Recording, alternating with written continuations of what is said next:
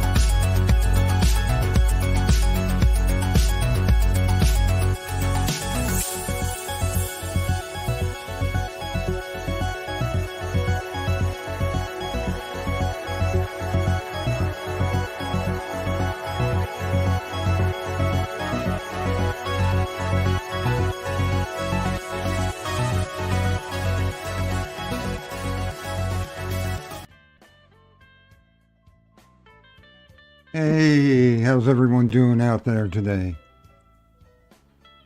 Let's see who we got here. Real quick, I just want to make sure, can you all hear me?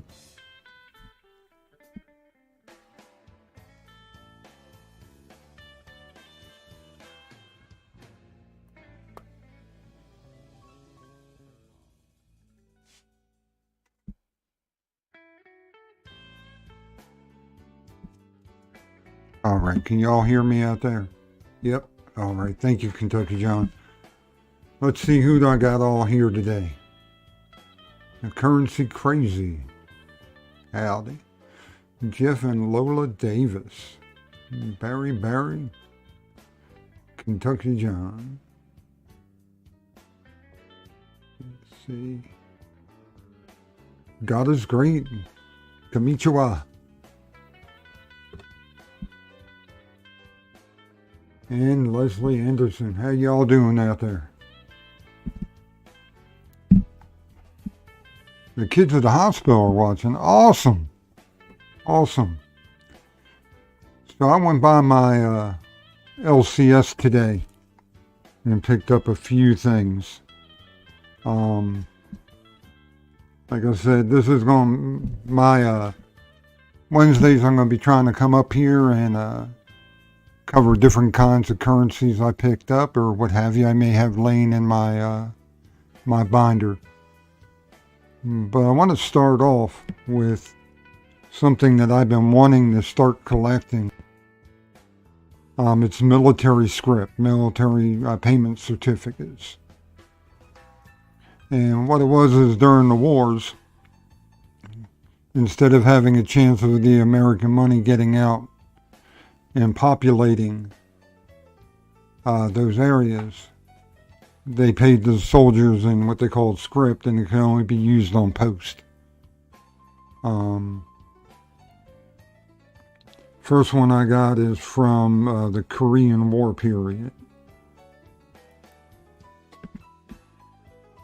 I think these things are pretty awesome looking.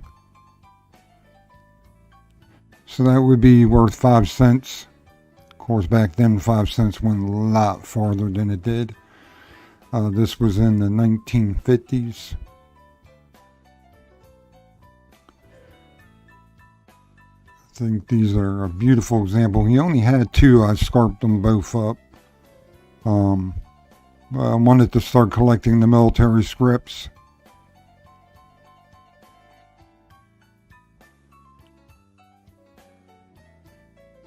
So I went ahead and got that. I love the colors on these.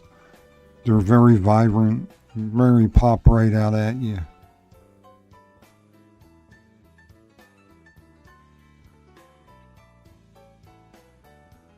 awesome.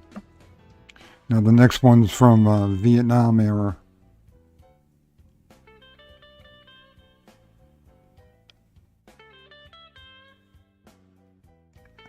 Let's see. Yes, a very nice color mixtures.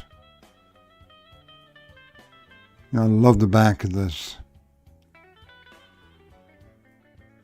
I think that would make a beautiful black and gray tattoo.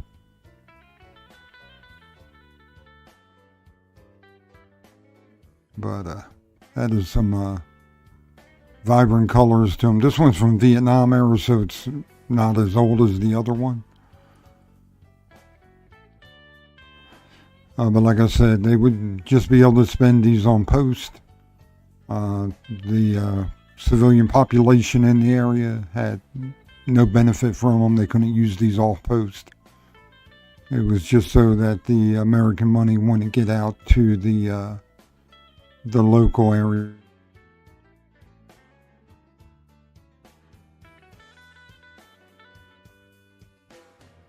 And I wanted to get one for the longest time. Now these are what they call specimen notes that the American Banknote Company would print up because they were printing money for Canada and all these other countries still. And they still are. I believe they print a lot of the Central and South America money. But this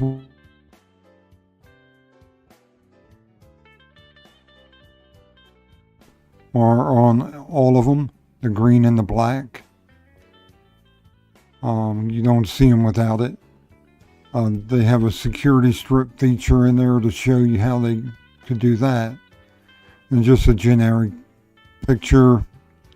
It shows how you would have tens in the corners and whatever denomination underneath.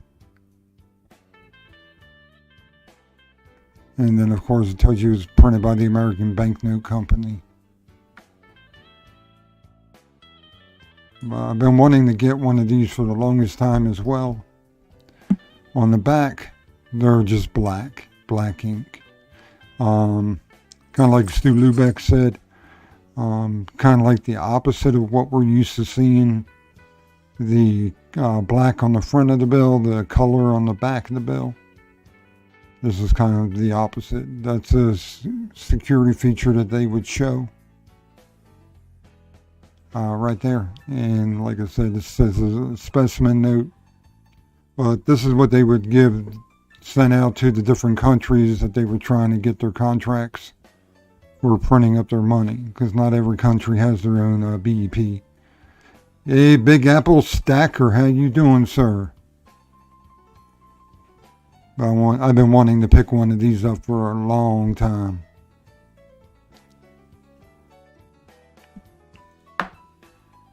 Now, I already had one of these, but mine looked crap. So I actually have two of these. This will be my third. And this one here is a lot better condition than the other ones that I have. Mr. Blue, how are you doing? But I think this one has some real nice color. What happened is after Pearl Harbor, the government printed up overprints of the Hawaii. That way, if for any reason the Japanese would invade Hawaii at the time, they could nullify any of this money that's printed with Hawaii overprint. And they could say, hey, we're not going to honor it anymore. It's null and void. They did the same thing in North Africa. Sean, how you doing?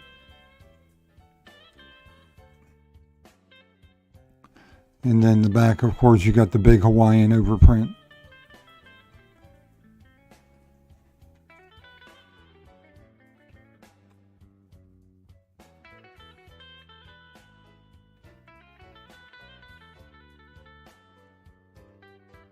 Okay, so the next one I grabbed up because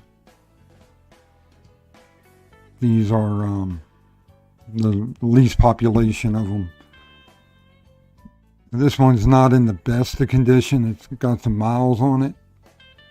But to give you an example, the $1 bills, they think they printed about 12 to 20 million of them.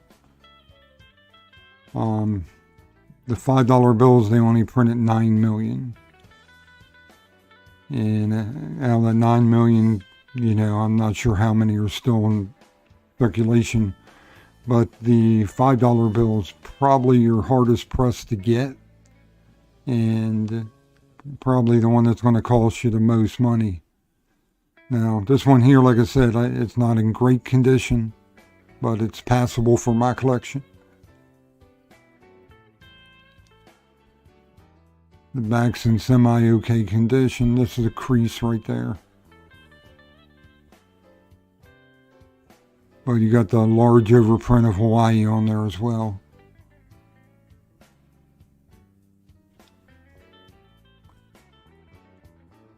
I was very, very happy with picking this up.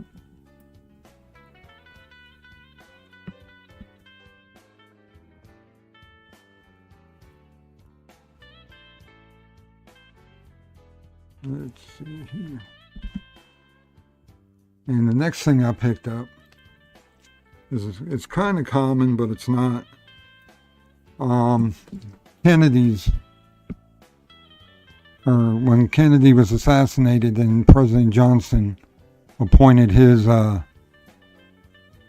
Secretary of the Treasury, Joseph Barr is known as being the shortest term for Secretary of the Treasury. I think he was only there for like 90 days, if that.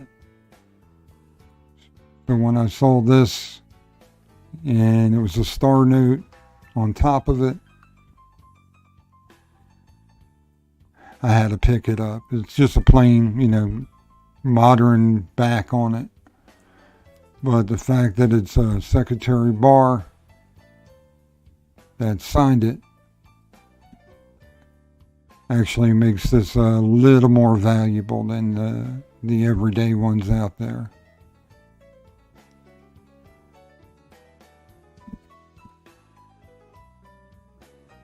And then, of course, finally, I had everything so far but the 50. So I picked this up. It's from Milledgeville, Georgia. And this is Confederate time, but it's not the Confederate States of America. It was issued by the state of Georgia. It was payable in Confederate money. But this was Georgia's own denomination that they had. You see, you got the stamps on there for the state. As I've said in the past, if you look at the ink, they used what they call was iron gold ink. Coinbox, how you doing? And the iron gold ink, because it had iron in it, rust. So you'll see that these old obsolete notes or Confederate notes have the browning and the rusting look to them. And that kind of points out that it is more real. It's not a fugazi. But of course, I believe that's Jefferson Davis. I'm not sure. But they made these bills.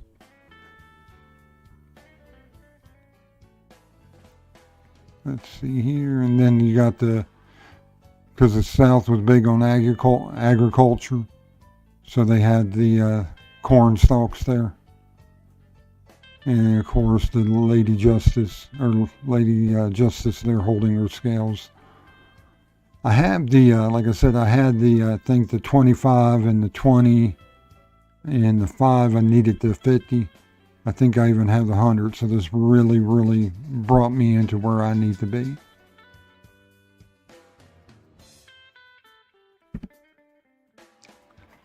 And that's what I picked up at my LCS today. Now, to get into what the title of this is more of the obsolete currency like this. I decided that what I'm going to be doing is just pulling bills out of my binder here. And we'll go ahead and take a look at some of this.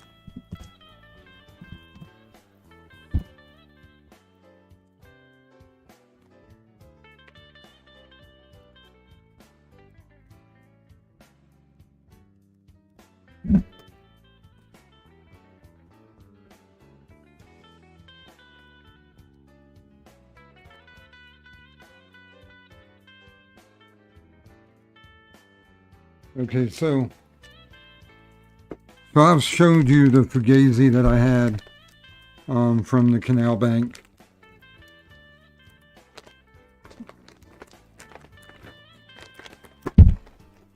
And I wanted to go over some of the real notes that I have from the Canal Bank.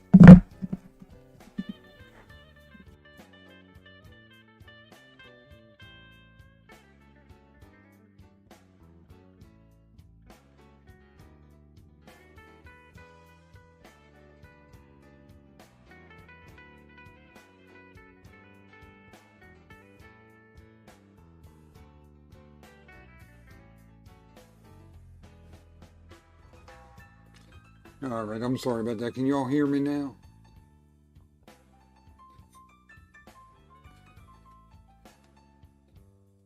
No, I did not know that in Coinbox. And since you are proud South Carolinian, I will definitely pull some of my South Carolina notes that I have for next week.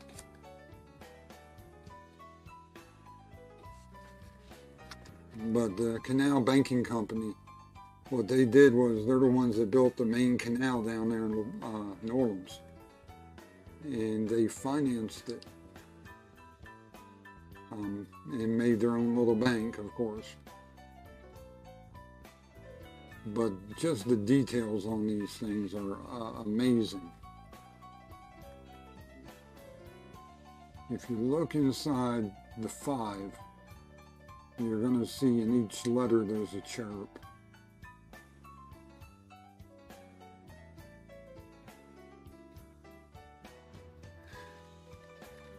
Yeah, in New York they have apples, the big apple. Of course, all them apples is brought in from Jersey, ain't they?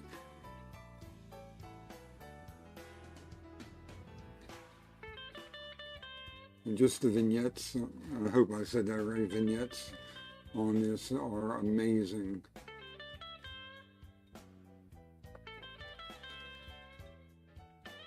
And then on the back, what I love about the Louisiana notes is,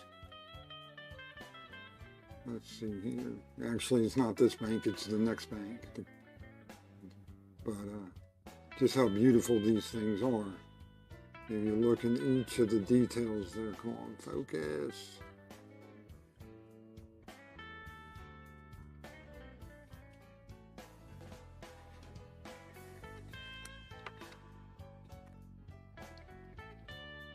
And then this is the one that I've shown before. This is the one that I ended up getting a Fugazi of. And I did the video showing.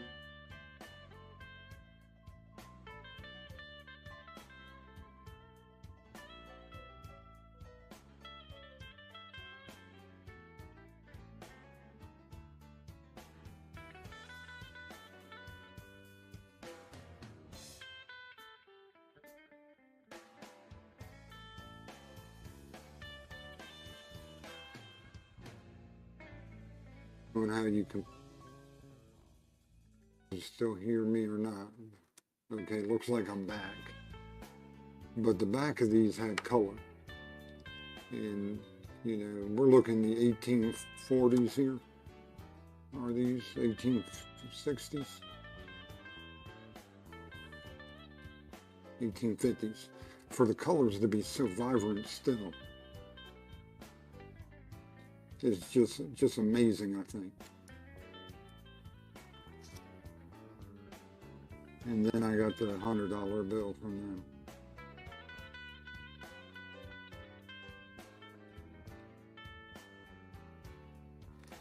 And $100 bill. You got the industry in the background, the palm trees. Looks like the cattle and the steamboat in the background. But once again, you got the beautiful color on these things. Just pop right out.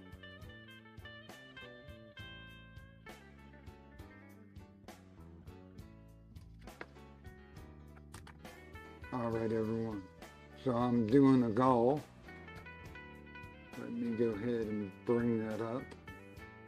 I'm going to give away another gram of silver. Let's see here.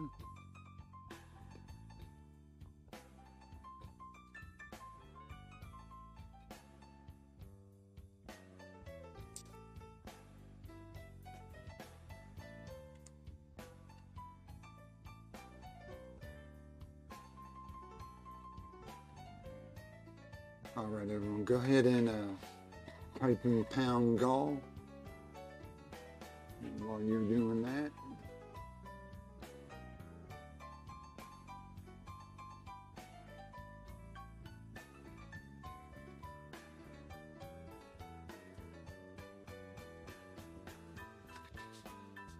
okay.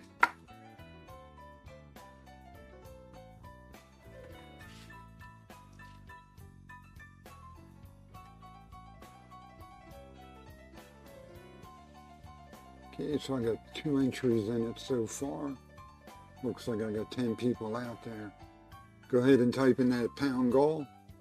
Get yourself entered in.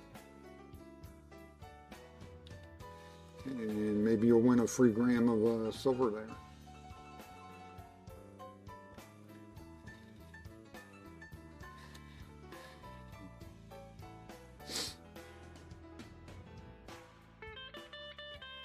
Excuse me, everyone. I'm sorry I'm losing my voice today for some reason.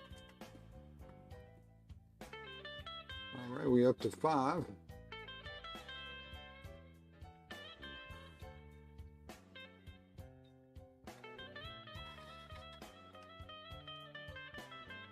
Barry, go Saints. I'm sorry, I'm an Eagles fan.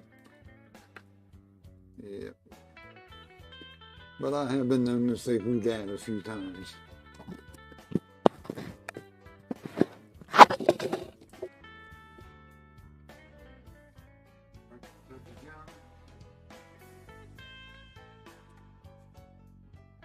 we got 9 people there, 5 entries. I'm going to give it just a little bit more.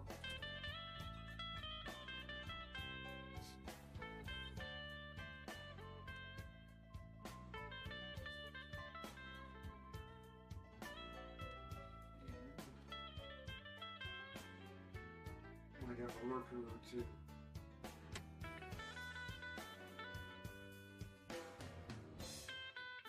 The sound is low.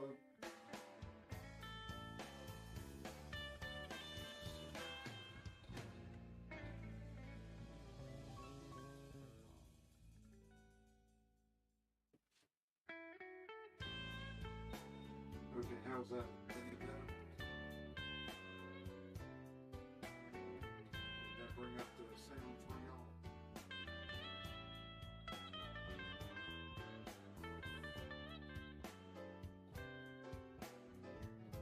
Alright, so that doesn't look like I'm going to get too many more people in. Let me go ahead and we'll pop that up. Draw.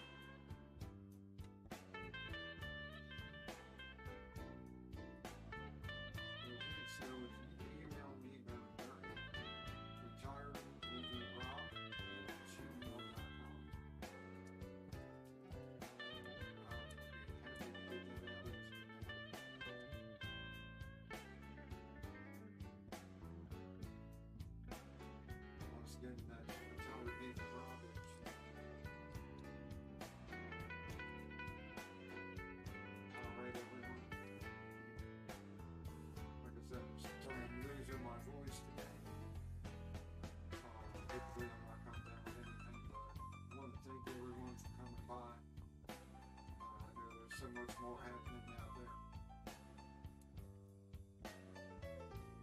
No sound.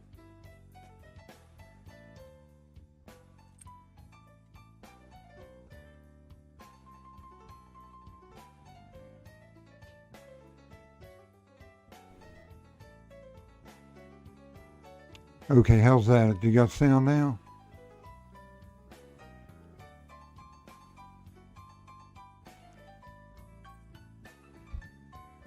Is it still low or? Okay, so yeah, I don't know why my mic keeps switching to another mic that's on the camera. So yeah, like I say, I'm sorry I'm losing my voice, but I appreciate y'all coming up tonight, and thank you. I know there's so many different